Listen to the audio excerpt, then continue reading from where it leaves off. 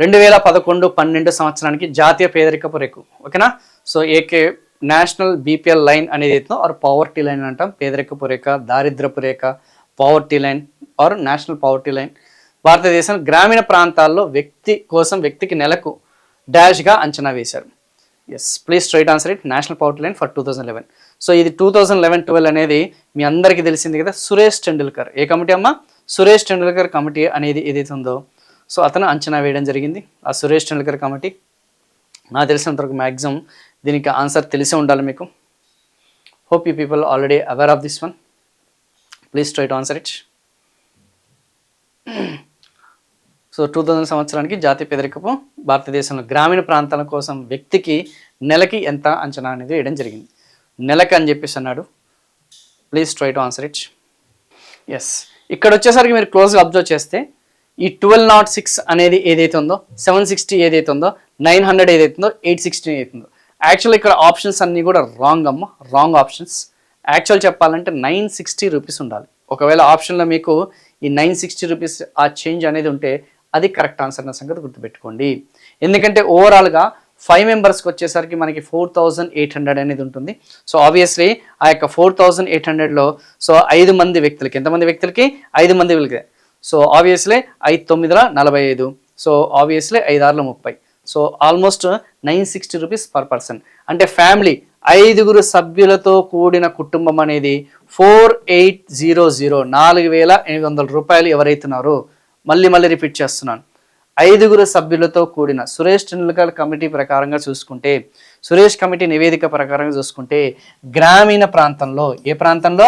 ఆ యొక్క గ్రామీణ ప్రాంతంలో చూసుకుంటే, రూరల్ ఏరియాస్లో చూసుకుంటే సగటు కుటుంబం వచ్చేసి 5 సభ్యులతో కూడిన సగటు కుటుంబం వచ్చేసి యావరేజ్ ఫ్యామిలీ వచ్చేసి if they are unable to spend even 4800 rupees per month, 4800 రూపాయలు కూడా వ్యయం చేయలేని ఆ యొక్క పరిస్థితి అనేది ఉంటే దాన్నే మనం ఏమంటాము? ఎస్, బీపీఎల్ అని చెప్పేసి అంటాము, పేదరికపు కుటుంబం అని చెప్పేసి అంటామన్న సంగతి గుర్తుపెట్టుకోండి. Very very very very important. So అలా అర్బన్ ఏరియాస్ అడుగుతాడు, నెక్స్ట్ క్వశ్చన్స్ వస్తాయి అర్బన్ ఏరియాస్ మీద కూడా, రూరల్ ఏరియాస్ కూడా అడుగుతాడు. సో మీరు ఎలా గుర్తుపెట్టుకోవాలంటే 4805 మెంబర్స్, దీన్నే monthly per capita consumption expenditure అని చెప్పేసి అంటాం. నెలసరి తలసరి వినియోగ వ్యయం ఏదైతుందో సో దాని ఆధారంగా, అంతేగాని సగటు కుటుంబం ఎంత సంపాదిస్తుంది, ఎంత ఆదాయం అనేది వస్తుంది ఆధారంగా పేదరికపు రేఖని, దారిద్రపు రేఖని అంచనా వేయరు. ఎంత వ్యయం చేస్తున్నారు. ఒకవేళ మీరు 2012 2013లో ఒకవేళ మీరు కూడా 4800 రూపాయలు మీ కుటుంబం 5 సభ్యులతో కూడిన మీ కుటుంబం వ్యయం చేయలేని పరిస్థితి ఉంటే నెలకి, మీరు పేదరిక కుటుంబంకి సంబంధించిన వాళ్ళే. పట్టణ ప్రాంతాల్లో డిఫరెంట్ ఉంటుందమ్మా, it is somewhat different, 1400 change ఉంటుంది, అది వదిలేసేయండి. బట్ ఇక్కడ మాత్రం ఆన్సర్ వచ్చేసి 960 రూపీస్. మేబీ వాళ్ళు ప్రింటింగ్ మిస్టేక్ ఇక్కడ 760 బదులు 960 రావచ్చేమో. So hope I just given some clarity regarding this one. The National Multi-Dimensional Poverty Index 2021 was released by which of the following? Yes, Multi-Dimensional Poverty Index, బహుళార్థక పేదరికపు సూచి అనేది ఎవరు release చేస్తారు? So ఒకప్పుడు మన వాళ్ళు ఏం చేసేవాళ్ళంటే కమిటీలు వేసి పేదరికాన్ని అంచనా వేసేవాళ్ళు. లాస్ట్ కమిటీ వచ్చేసి మనకి సురేష్ టెండూల్కర్ కమిటీ. సో తర్వాత వచ్చేసి మనకి రంగరాజన్ కమిటీ అనేది కూడా వేరే జరిగింది, కానీ అఫీషియల్గా దాన్ని వాళ్ళు ఇచ్చేయలేదు. సో ఇప్పటికీ కూడా మన ప్రామాణికంగా సురేష్ టెండూల్కర్ కమిటీ మీద తీసుకోవడం జరుగుతుంది. ఓకేనా, 2011కి సంబంధించింది. తర్వాత మళ్ళీ సక్సేనా కమిటీ అని చెప్పేసి హషీం కమిటీ, అర్బన్ ఏరియాస్లో పట్టణ పేదరికానికి సంబంధించిన హషీం కమిటీ అనేది వేశారు.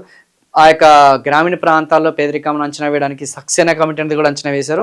సో ఎన్ని వచ్చినా కానీ ఇప్పటికీ మాత్రం ఆ యొక్క పాత పద్ధతులు అనేది మనం పక్కన పెట్టి మల్టీ డైమెన్షనల్ పవర్టీ ఇండెక్స్ని ఎంచుకోవడం జరిగింది. ఓకేనా, జాతీయ బహుళార్థక ఆర్ బహుళ పరిమాణ పేదరికపు సూచి అనేది 2021లో స్టార్ట్ చేశారు.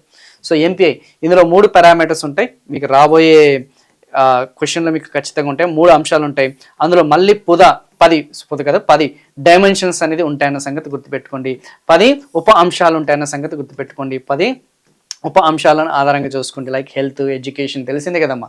సో స్టాండర్డ్ ఆఫ్ లివింగ్ ఇలాంటి అంశాలు ఉంటాయి. సో ఈ 3 పారామీటర్స్ ఏదైతున్నాయో దాని ఆధారంగా 3 అంశాల ఆధారంగా బహుళార్థక సూచి అనేది వాళ్ళు అంచనా వేశారు. అయితే ఇప్పుడు క్వశ్చన్ ఏంది, దాన్ని ఎవరు రిలీజ్ చేస్తున్నారు అనేది క్వశ్చన్. దాన్ని ఎవరు ప్రకటిస్తున్నారు, అధికారికంగా ఎవరు ప్రకటిస్తున్నారు మన భారతదేశంలో అనేదే మనకి నేషనల్ అన్నాడు, ఇంటర్నేషనల్ అన్నాడా, నేషనల్ అన్నాడా? National. Yes, the right answer is NITI Aayog, national institution for transforming India ఏదైతే ఉందో ఆ నీతి ఆయోగ్ అనేది రిలీజ్ చేస్తుంది. సో ఇలాంటి బేసిక్ ఫండమెంటల్ లెవెల్ క్వశ్చన్స్ అనేది ఖచ్చితంగా ఎగ్జామ్లో అడుగుతున్నాడు, కొంచెం దాన్ని దృష్టిలో పెట్టుకోండమ్మా. సో అధికారిక ప్రచురణ అనేది చేసేది మాత్రం నీతి ఆయోగ్, ఫినాన్స్ కమిషన్ అనేది కాదు, వరల్డ్ బ్యాంక్ అనేది కాదు, ministry of social justice and empowerment అనేది కాదు. సో సాంఘిక సంక్షేమ, న్యాయము మరియు సాధికారికతకు సంబంధించిన మంత్రిత్వ శాఖ అనేది కూడా కాదు. సో కొంచెం దీని మీద మీరు ఫోకస్ చేయడానికి ప్రయత్నించండి, ఓకేనా? ఎస్, సంస్థ వేరు, వ్యవస్థ వేరు, ఓకేనా? ఇప్పుడు వచ్చేసి డైరెక్ట్గా ఉన్న ఆప్షన్ నుంచే మనం ఎంచుకోవాలన్న సంగతి గుర్తుపెట్టుకోండి. So here is the next question. When workers move from one job to another job is known as అన్నాడు. ఒక శ్రామికుడు ఎవరైతున్నారో, ఒక ఉద్యోగి ఎవరైతున్నారో ఒక వృత్తి నుంచి ఇంకొక వృత్తికి మారుతూ ఉంటే, ఫ్రీక్వెంట్గా మారుతూ ఉంటే అది ఏ రకమైన నిరుద్యోగిత అని అడిగాడు. So from workers move from one job to another job.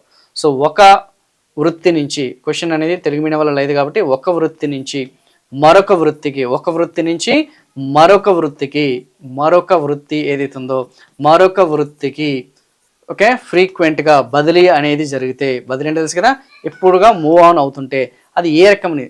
So seasonal అన్ఎంప్లాయ్మెంటా? సీజనల్ అన్ఎంప్లాయ్మెంట్ అంటే ఏంది? దీన్నే మనం చక్రీయ నిరుద్యోగితన. ఫ్రిక్షనల్ అన్ఎంప్లాయ్మెంటా? దీన్నే మనం సంగృష్ట నిరుద్యోగిత అని చెప్పేసి అంటాం, ఆ రాపిడ్ నిరుద్యోగిత అంటాం. క్లాసికల్, ఓకేనా? క్లాసికల్ని తెలుగులో కూడా ఆ యొక్క క్లాసికల్ అంటాం, లేదంటే సంప్రదాయం అని చెప్పేసి అంటాం. వాలంటరీ అన్ఎంప్లాయ్మెంట్, వాలంటరీ తెలుసు కదా, స్వచ్ఛంద నిరుద్యోగిత అని చెప్పేసి అంటాం, స్వచ్ఛంద నిరుద్యోగితన. సో క్లాసికల్ అంటే సంప్రదాయం, ఓకేనా? ఎగ్జాక్ట్లీ సంప్రదాయాన్ని కాదు, బట్ ఆ సిమిలర్ మీనింగ్తో వస్తుంది. సో ఆన్సర్ చేయడానికి ప్రయత్నించండి, please try to answer it. చక్రీయ, సంగృష్ట, క్లాసికల్ అండ్ వాలంటరీ, స్వచ్ఛంద. సో ఇక్కడ క్లియర్గా తెలిసిపోతుంది, the right answer is frictional unemployment. Right answer ఏంటమ్మా?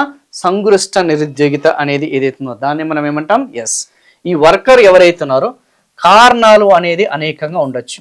ఆ యొక్క శ్రామికుడు ఎవరైతున్నారో, వర్కర్ ఎవరమ్మా? శ్రామికుడు. ఆ శ్రామికుడు వచ్చేసి he's moving from one job, jump అవుతున్నాడు, ఓకేనా? మేబీ అతనికి ఆ యొక్క ఐటీ సెక్టార్ నుంచి గవర్నమెంట్ సెక్టార్కి మారే అవకాశం ఉంది, లేదు ఏదన్నా సరే ఒక ప్రైవేట్ సెక్టార్ నుంచి సెల్ఫ్ ఎంప్లాయ్గా మారే అవకాశం ఉంది, లేదు నేను ఒక కంపెనీలో పనిచేస్తున్నాను, నాకు ఆ ప్రాంతం అనేది నచ్చలేదు, ఆ రీజన్ అనేది నచ్చలేదు, సో నేను మరొక ప్రాంతానికి వెళ్ళి, లైక్ ఫర్ ఎగ్జాంపుల్ ఈ యొక్క టైర్ 3, టైర్ 2 నగరాల నుంచి టైర్ 1 నగరాలకి, టైర్ 1 నగరాల నుంచి మనకి సిటీస్కి, సిటీస్ నుంచి మనకి మెట్రో సిటీస్కి, మెట్రో సిటీస్ నుంచి మెగా సిటీస్కి. సో చాలామంది ఆ యొక్క మూవ్ ఆన్ అవుతూ ఉంటారు, వేరే ప్రదేశానికి మూవ్ ఆన్ అవుతుంటారు. కారణం ఏదైనా ఉండొచ్చు. సో ఉద్యోగం నచ్చకపోవచ్చు, ఓకే? కొంతమంది నాలాంటి వాళ్ళు గవర్నమెంట్ నుంచి కూడా ప్రైవేట్కి కూడా వచ్చే అవకాశాలు ఉంది. సో ఒకప్పుడు నేను గవర్నమెంట్ జాబ్ హోల్డర్ని కదా, సో ఇప్పుడు ప్రైవేట్కి కూడా వచ్చే అవకాశాలు ఉన్నాయి.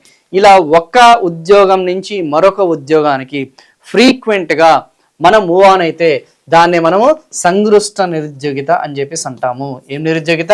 సంగృష్ట నిరుద్యోగిత. అండ్ ఇంగ్లీష్ తెలుగు మీడియం వాళ్ళు కూడా ఫ్రిక్షనల్ అన్ఎంప్లాయ్మెంట్ అనేది గుర్తుపెట్టుకోవడానికి ప్రయత్నించండి. Please try to remember the frictional unemployment only, ఓకేనా? కానీ ఇది టెంపరీ. సో ఎవరైతే మూవ్ ఆన్ అవుతున్నారో అంటే తను కొంతకాలం వరకు వేకెంట్గా ఉంటాడు, అంతే కదా? సో రిజైన్ చేస్తాడు, సో వేరే కొంచెం ఎగ్జామినేషన్స్కి ప్రిపేర్ అవుతుంటాడు కాబట్టి కొంతకాలం వరకు ఇక టెంపరీగా మాత్రమే, తాత్కాలికంగా మాత్రమే తను నిరుద్యోగిగా ఉంటాడు, పర్మనెంట్గా కాదు. ఈవెన్ కొంతమంది జాబ్ చేస్తూ హయ్యర్ స్టడీస్ కోసం ఎంఎస్ వెళ్తుంటారు, ఓకేనా, ఎంబీఏ చేస్తుంటారు, గ్యాప్ ఇస్తుంటారు, మళ్ళీ వచ్చి వేరే జాబ్లో జాయిన్ అవుతుంటారు. దీన్ని సంగృష్ట నిరుద్యోగిత అంటాం. సో ప్రాక్టికల్గా చెప్తున్నాను మనకు అర్థమయ్యే విధంగా. సో దీన్ని మనం ఏమంటాం? సంగృష్ట నిరుద్యోగిత అని చెప్పేసి అంటాం.